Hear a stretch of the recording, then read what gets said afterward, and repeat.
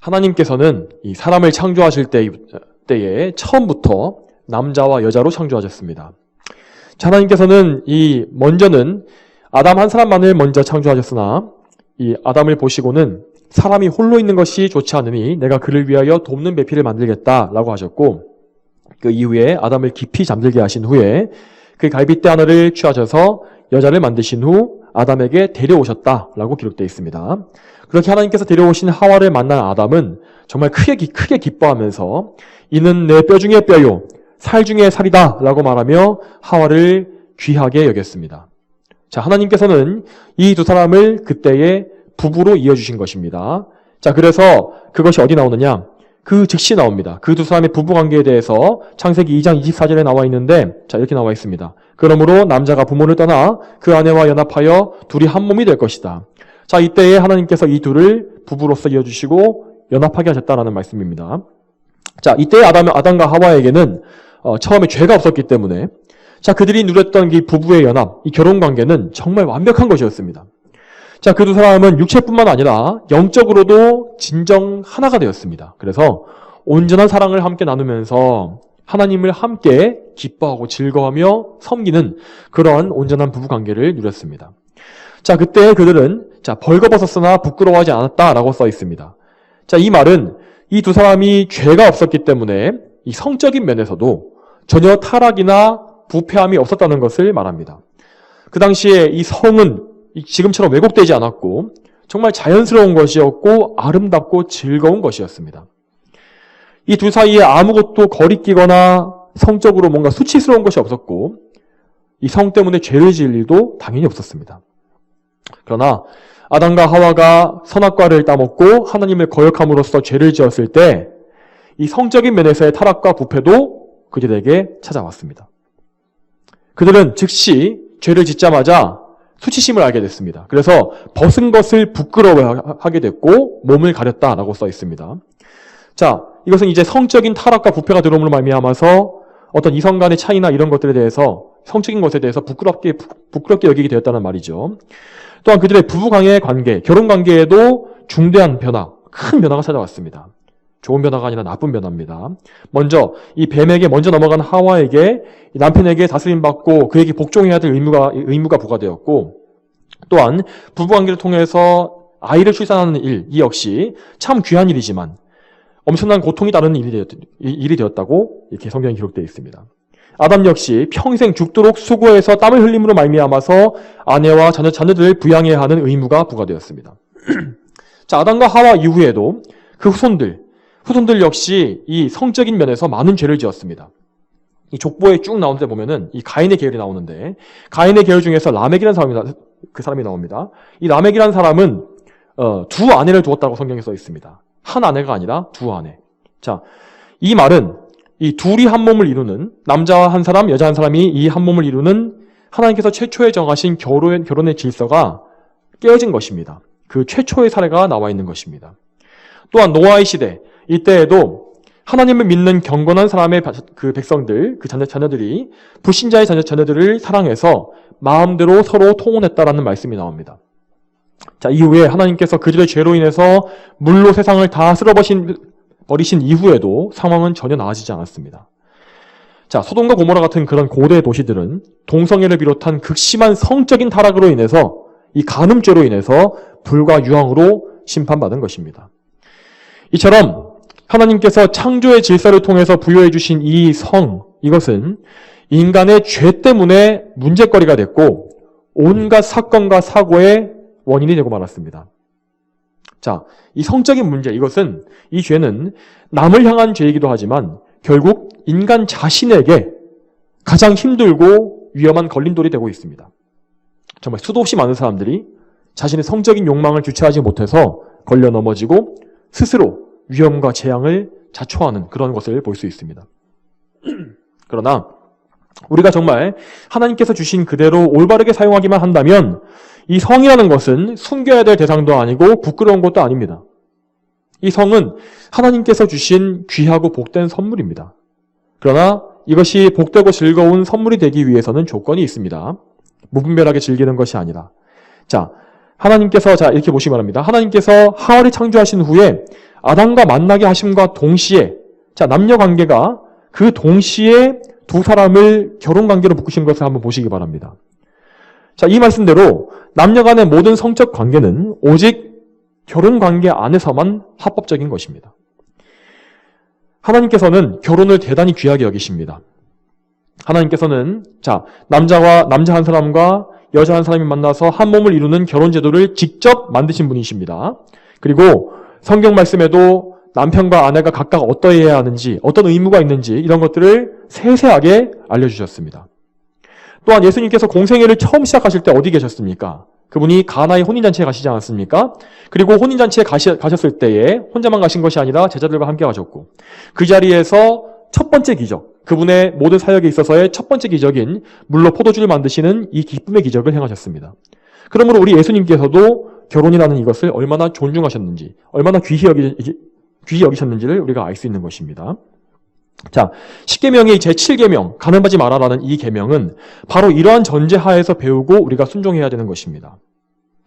자, 간음하지 말라고 하신 말씀은 남녀 간의 성적 결합, 이 특별히 성적 결합이 오직 결혼 관계 안에서만 이루어져야 하며 하나님께서 제정하신 이 결혼의 질서 이외에 그 어떤 예외도 하나님 앞에 허용될 수 없다는 것을 보여줍니다.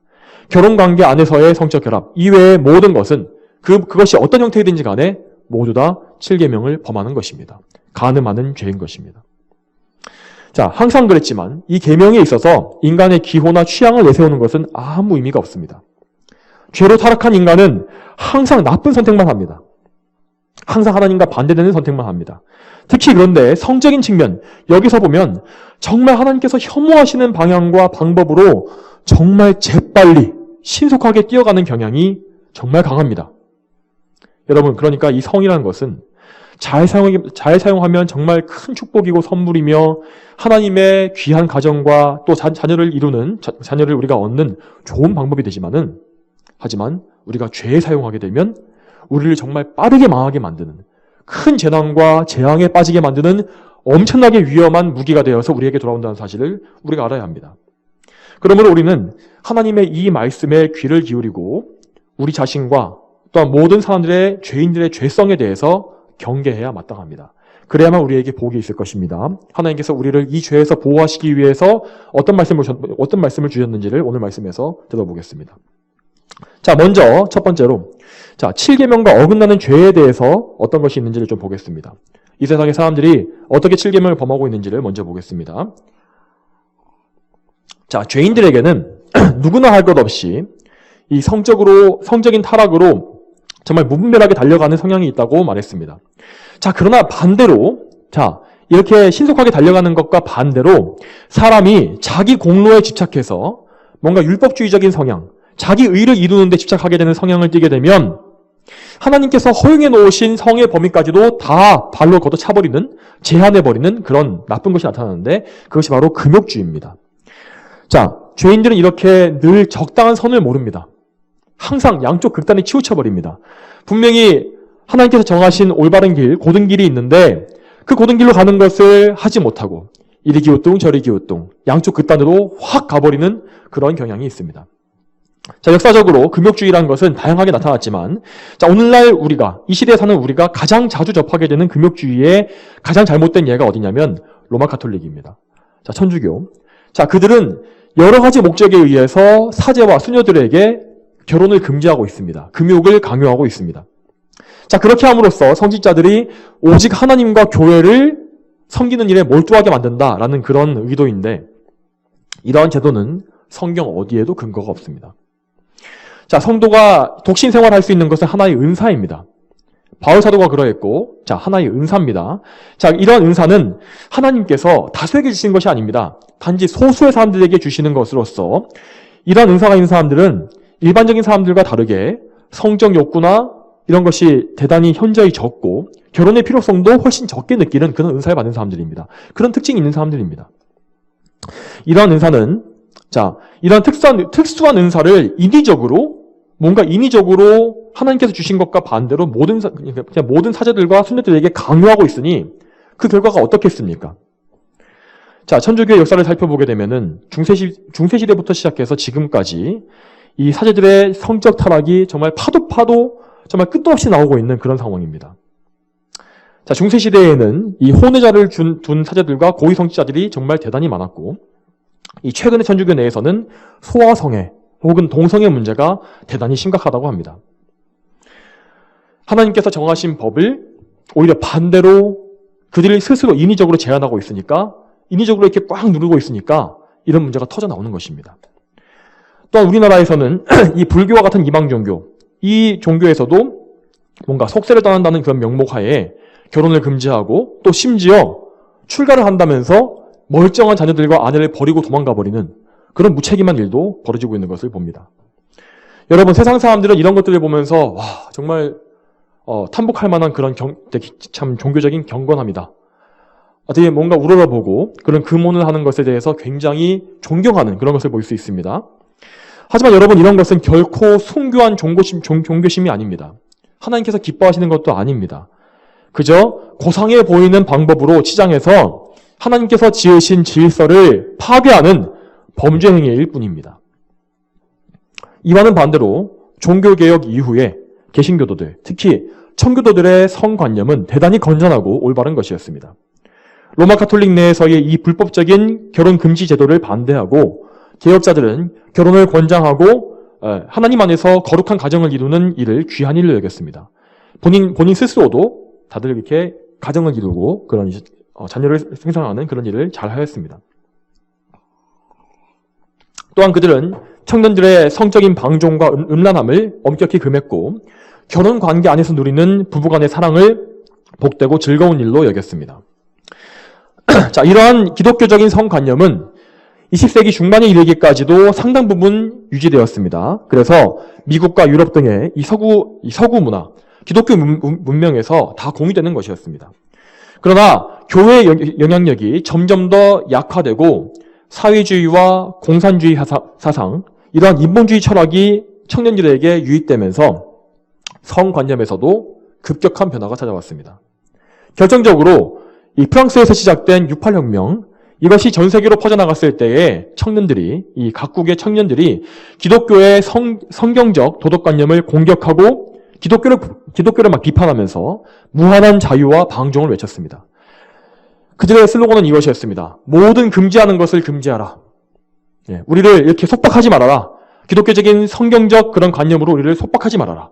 라는 구호를 외치면서 전통적인 가치관을 다 붕괴시켜야 한다. 허물어버려야 한다고 외쳤는데, 자, 그런 시대의 사조, 그런 것들이 오늘날까지 고스란히 다 이어져서 지금 우리가 목격하고 있는 온갖 성적인 타락을 낳게 된 것입니다.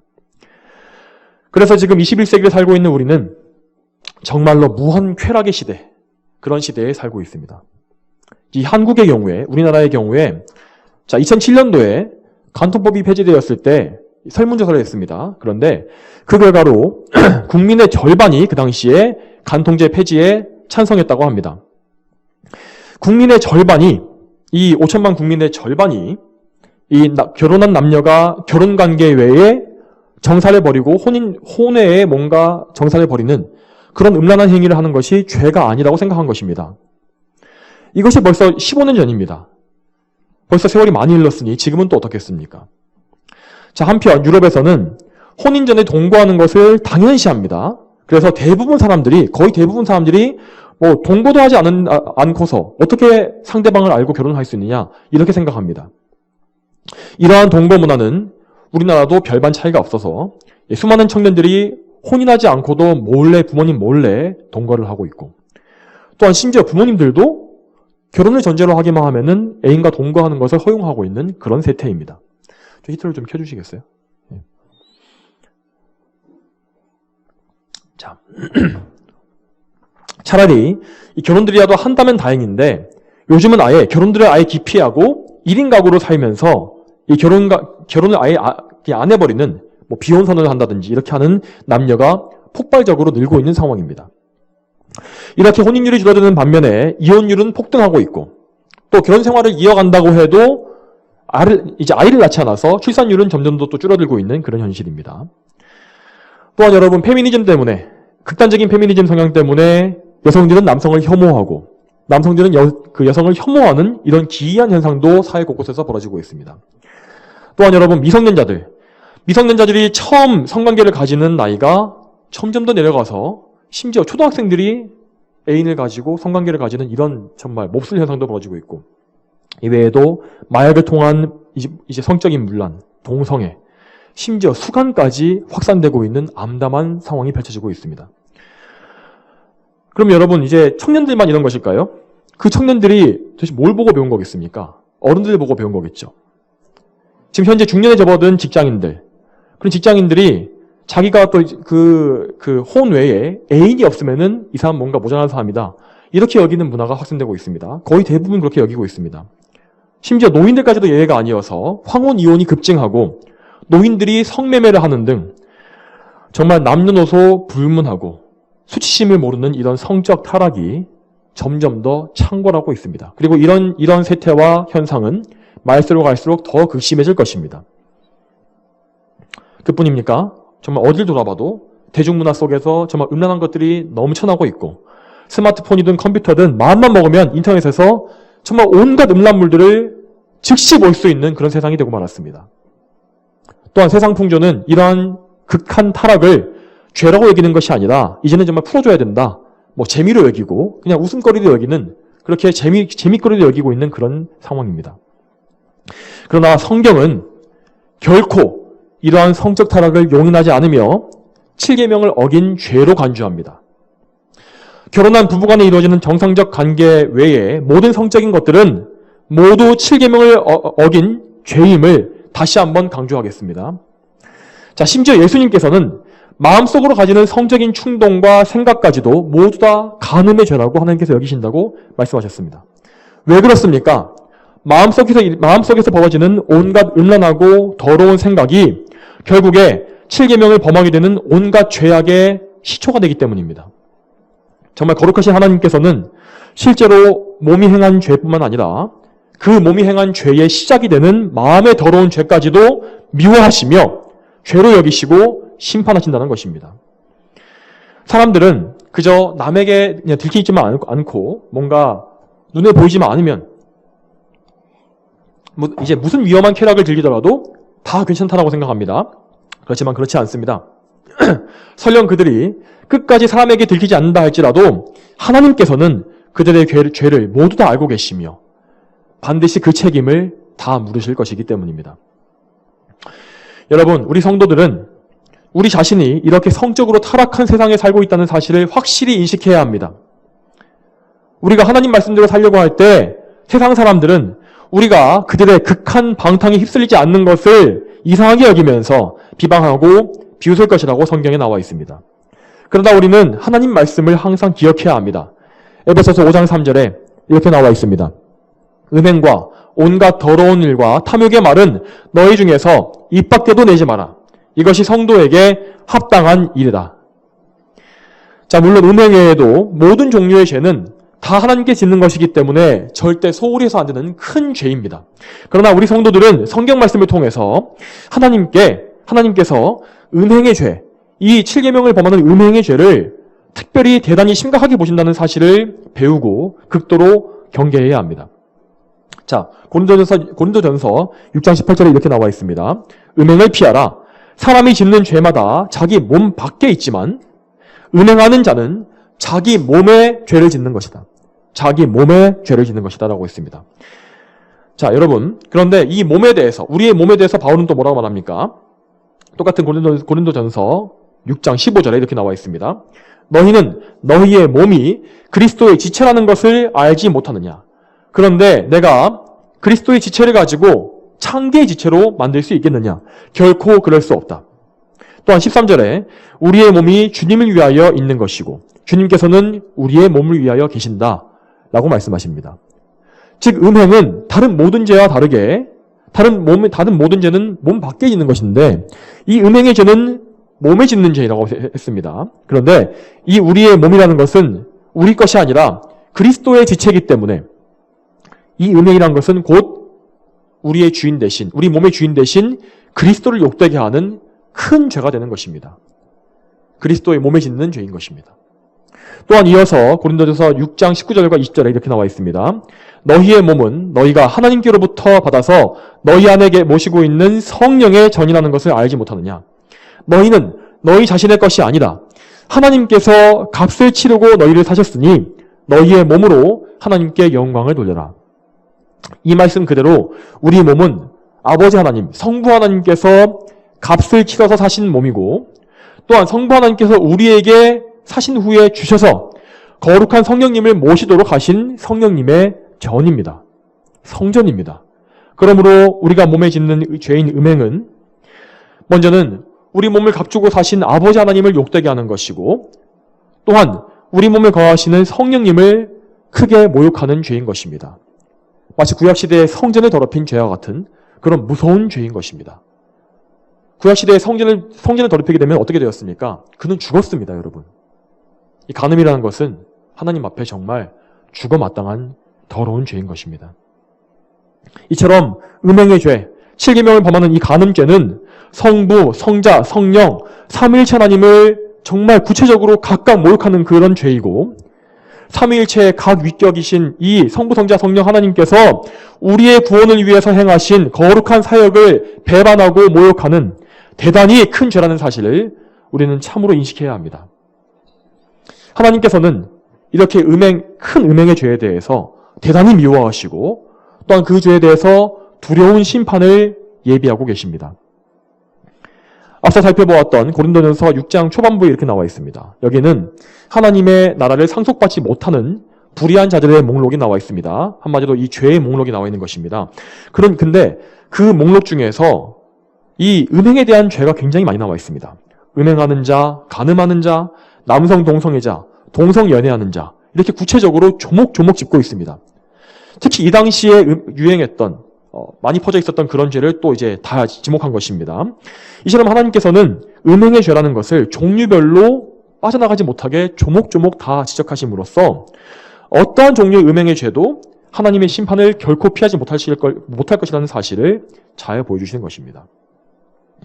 그러므로 특별히 교회 안에 있으면서도 세상 밖에 아니라 이렇게 교회 밖에 아니라 교회 안에 있으면서도 자신의 음행을 끊지 아니하고 계속해서 성령님의 전인 이 성전인 몸을 더럽히는 사람들은 이 하나님의 두려운 말씀을 반드시 기억해야 합니다. 음행을 멀리하지 않고 계속해서 죄를 짓는 것은 그 자체로서 그 사람이 거듭난 성도가 아니라는 사실을 보여주는 것입니다. 물론 성도 역시 죄와 지속적으로 싸우는 중에 반복해서 넘어지는 경우가 있습니다. 하지만 여러분이 죄와 싸우는 신용만 하면서 악하게 음행을 즐기고 음란한 정욕을 그저 방임하면서 즐기고 있는 죄를 계속 반복해서 짓고 있다면 여러분은 결코 성도일 수가 없습니다. 그러므로 여러분 성경을 바르게 읽으시고 하나님 말씀에 귀를 기울이시기 바랍니다. 하나님의 진노와 심판을 두려워하는 영적으로 깨어있는 마음을 달라고 기도하십시오. 그러나 성도 여러분 동시에 여러분이 혹 음행의 죄를 짓고 넘어졌다 할지라도 여러분에게는 소망이 있습니다. 예수님께서는 여러분을 그 죄에서 구해주실 수 있기 때문입니다. 예수님을 끝까지 거절하고 믿지 않는 죄, 성령을 해방하는 이 죄 외에는 모든 죄가 다 용서받을 수 있다는 것을 기억해야 합니다. 만약 여러분이 음행에서 범죄했다면 그것이 무엇이든 간에 핑계대지 마시고 그 즉시 회개하십시오. 물론 음행의 죄는 참으로 큰 죄이고 반드시 그 대가가 따라올 것입니다. 뭔가 책망과 징계가 있을 것입니다.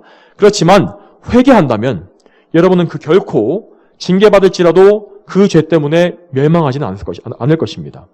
왜냐하면 예수님께서 여러분의 모든 더러움을 깨끗이 씻어주실 것이기 때문입니다. 여러분, 성경에서 간음죄를 범하고 회개한 사례로서 다윗에 대해서 말하지 않을 수가 없습니다. 자, 다윗은 밧세바와 간음함으로써 이것으로 시작해서 도둑질을 하고 살인을 하는 등 온갖 죄를 연달아 짓게 되었습니다. 이렇게 죄를 지은 후에 그는 스스로 죄를 은폐했고 침묵하고 있었습니다. 그러나 사무엘하 11장 27절에 분명히 이렇게 나와 있습니다. 그가 행한 모든 일이 여호와께서 보시기에 악했다. 하나님께서는 다윗이 비록 은폐했지만 그의 모든 죄를 다 알고 계셨으며 다 보신 것입니다. 그것을 악하게 여긴 것입니다. 이에 하나님께서는 나단 선지자를 보내셔서 다윗을 크게 책망하셨고 그가 지은 죄로 인해서 그의 집에 칼이 떠나지 않을 것이다. 재앙이 임할 것이다 라고 예언하게 하셨습니다. 하나님 말씀대로 다윗은 크게 죄를 지었습니다. 그러나 이 사건에서 그가 대단히 잘한 일 한 가지는 그가 나단 선지자의 책망을 받는 즉시로 회개했다는 사실이었습니다. 사무엘하 12장 13절에 이렇게 나와 있습니다. 다윗이 나단에게 말하기를 내가 여호와께 죄를 지었습니다 라고 하니 나단이 다윗에게 말하기를 여호와께서도 왕의 죄를 용서하셨으니 왕이 죽지는 않을 것입니다 하였습니다. 또한 우리는 다윗의 회개를 이 사건에 대한 회개를 시편 51편에서 볼 수 있습니다. 하나님이시여 주님의 인애를 따라서 내게 은혜를 베푸시며 주님의 크신 긍휼을 따라 내 죄가를 지우소서. 나의 악을 내게서 깨끗이 씻어주시고 나의 죄에서 나를 정결하게 하소서. 또한 그는 예수님의 보혈을 의지하는 믿음을 고백하고 있습니다. 51편 7절에 우슬초로 나를 정결하게 하소서. 내가 깨끗해질 것입니다. 나를 씻기소서. 내가 눈보다 더 희어질 것입니다. 여기에 나오고 있는 우슬초라는 식물은 이 유월절 어린 양의 피를 찍어서 문설주와 임방에 바를 때 사용했던 그런 식물입니다. 자, 그러니까 여기서 다윗은 어린 양의 피, 예수님의 피에 의지하는 믿음을 모형적으로 보여주고 있는 것입니다. 그러나 여러분, 다윗이 이렇게 끔찍하게 범죄한 사건이 얼마나 여러분 충격적입니까? 이렇게나 엄청난 죄를 짓고도 남의 아내를 간음하고 또 그 아내를 빼앗은 것도 모자라서 자신의 부하를 죽게 만든 이 엄청난 죄를 짓고도 어떻게 그 죄를 용서받을 수 있겠습니까? 그러나 예수님의 보혈은 그 엄청난 죄까지도, 그 모든 더러운 죄까지도 깨끗하게 하실 수 있다는 것을 우리는 분명히 알고 믿어야 합니다. 여러분, 우리들 모두는 하나님 앞에서 음행한 죄인 것 같습니다. 여러분, 우리가 정말 실제로 간음한 죄를 범하지 않았다 할지라도 마음속에서 음란 죄를 범했고 어떤 형태로든지 간에 모든 형태로 하나님 앞에 간음하였고 또한 하나님께서 만드신 결혼제도를 왜곡시키고 잘못된 행동을 다 했던 그런 사람들입니다. 그러나 우리가 어떤 형태로 이 7계명을 범했다 할지라도 유월절 어린 양이신 예수님의 피로 씻기만 하면 우리의 모든 죄는 다 씻겨지고 하나님 앞에서 눈과 같이 희게 될 것입니다. 그러므로 여러분, 우리 자신과 우리의 죄를 돌아보지 말고 그 죄를 있는 그대로 가지고서 예수님께 나아가십시오. 그분의 보혈에 의지하십시오. 그분께 나를 씻어달라고 간청하십시오. 그러면 여러분은 반드시 살 것입니다.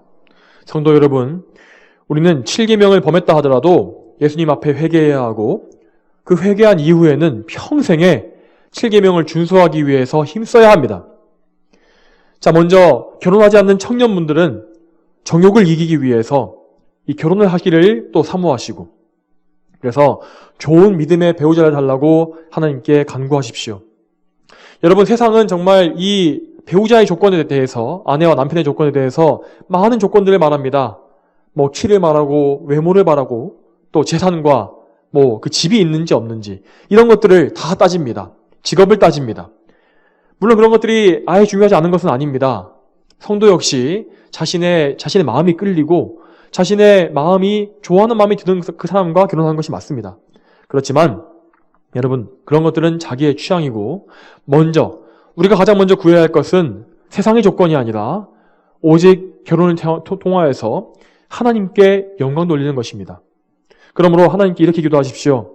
다른 어떤 것보다 이 결혼 생활을 통하여서 앞으로 그 배우자를 통하여서 하나님께 영광 돌릴 수 있도록 하나님을 함께 사랑하며 하나님을 잘 섬길 수 있는, 그렇게 도울 수 있는 사람을 달라고 기도하십시오. 여러분, 그렇게 기도하면 결혼을 위한 기도는 그걸로 족합니다. 다른 복잡한 기도 더 드리지 마시고 그렇게 하나님 영광을 위해서 간구하십시오. 그러면 하나님께서 가장 좋은 배우자를 여러분에게 주실 것입니다. 또한 결혼한 모든 분들, 부부의 관계를 맺고 있는 모든 분들은 여러분의 결혼 관계를 통하여서 하나님께 영광 돌릴 수 있도록 항상 힘쓰시기 바랍니다. 여러분의 배우자와 육체적으로 좋은 관계, 친밀한 관계를 항상 맺으시되 언제나 그런 관계 속에서도 질서와 품위를 잃지 마시고 항상 경건한 결혼 생활을 유지할 수 있도록 힘쓰시기 바랍니다. 그러나 여러분, 우리의 결혼 관계에서 가장 중요한 것은 육적인 것보다는 역시 영적인 연합입니다. 여러분, 그러므로 서로가 도우면서 하나님을 잘 섬기는 것, 그것이 가장 우선시해야 할 가장 중요한 일입니다. 여러분, 여러분의 가정에서 매일마다 예배 드리는 것을 빼먹지 마시기 바랍니다. 가정 예배를 각 집안에 반드시 세우십시오. 물론 여러분, 가정 예배를 안 드리다가 이 드리는 전통을 세워나가려고 하면 분명히 많은 방해가 있을 것입니다. 마귀가 여러분의 그런 거룩한 이 사역을 방해할 것입니다. 꼭 가정 예배 전에 뭔가 부부싸움 할 일이 벌어지거나 혹은 여러분의 자녀들이 예배를 드리기 싫어하거나 방해하는 그런 일이 있을 수 있습니다. 그러나 여러분, 낙심하지 마십시오. 여러분, 혹시 여러분의 배우자가 믿지 않거나 믿음이 온전치 않습니까? 혹 그렇지 않다 해도 낙심치 마시고 혼자서라도 가정 예배를 드리시기 바랍니다. 또한 여러분의 아이들이 예배 드리기를 싫어한다면 책망하고 훈계하시며, 그러나 사랑으로 그들이 하나님을 예배하는 것을 기뻐할 수 있는 마음을 심어주시기 바랍니다.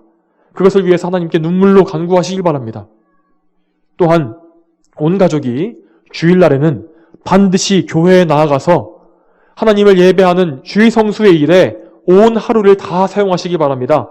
그렇게 함으로써 하나님을 예배하는 그 일이 여러분과 여러분의 자녀, 대대손손, 후손에게 대대로 이어지게 하시길 바랍니다.